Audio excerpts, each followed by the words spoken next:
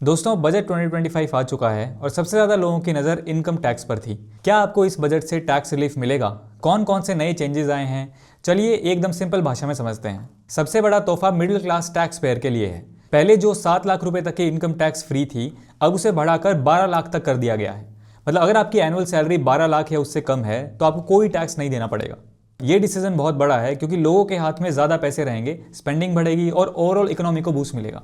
अगर आप एक सैलरीड पर्सन है और आपकी इनकम 12 लाख से ज़्यादा है, उनके लिए भी अच्छी खबर है। स्टैंडर्ड डिडक्शन 75,000 तक बढ़ा दिया गया है। मतलब आपको 75,000 की इनकम पर ऑटोमेटिक टैक्स छूट मिलेगी, जिससे आपकी टैक्सेबल इनकम कम होगी। पहले स्टैंडर्ड डिडक्शन 50,000 था, जो अब 75,000 हो गया।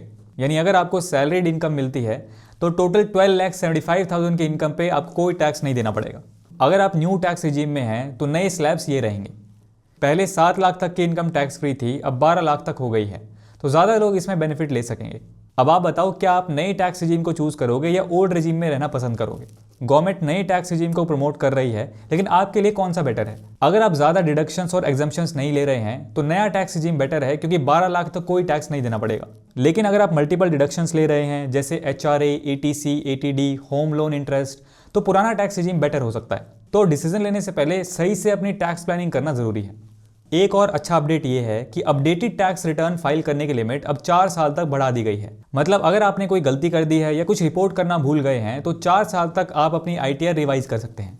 सीनियर सिटीजन 60+ एज के लिए भी गवर्नमेंट ने एक्स्ट्रा बेनिफिट्स दिए हैं। 15 लाख तक की income tax free for super senior citizen 80+ years, higher deductions on medical expenses. इससे रिटायर्ड लोगों का फाइनेंशियल स्ट्रेस कम होगा और उनके हाथ में ज्यादा पैसा बचेगा।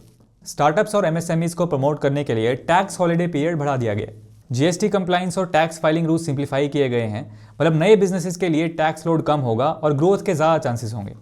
देखिए, चाहे देश का बजट आप पे असर करे ना करे, जो आप अपना पर्सनल बजट बनाते हो उसमें 2 चीजें होनी चाहिए, वरना आपका बजट बिगड़ सकता है और आपकी फैमिली को भी फाइनेंशियली सफर करना पड़ सकता है। टर्म इंश्योरेंस और हेल्थ इंश्योरेंस, क्योंकि इन दोनों के बिना आप और आपकी फैमिली की फाइनेंशियल सिक्योरिटी अधूरी है। अब सोचिए, अगर आप कल को नहीं रहे तो आपकी फैमिली का क्या होगा? मैं कोई नेगेटिव बात नहीं कर रहा हूँ, बस एक रियलिटी से आपको अवेयर करा रहा हूँ। एक सिंपल सवाल, क्या आप अपनी लाइफ की गारंटी दे सकते हो? नहीं ना। यही तो बात है। अगर आप कल को नहीं हो तो टर्म इंश्योरेंस आपकी फैमिली को फाइनेंशियल बैकअप देता है। आपके ना रहने पर भी आपकी फैमिली 2 से 20 करोड़ तक का कवर ले सकते हैं, सिर्फ 600 से 700 रुपए प्रीमियम में। कहाँ से लेना है, कितना डिस्काउंट मिलेगा, ये सब मैं आगे बताऊंगा।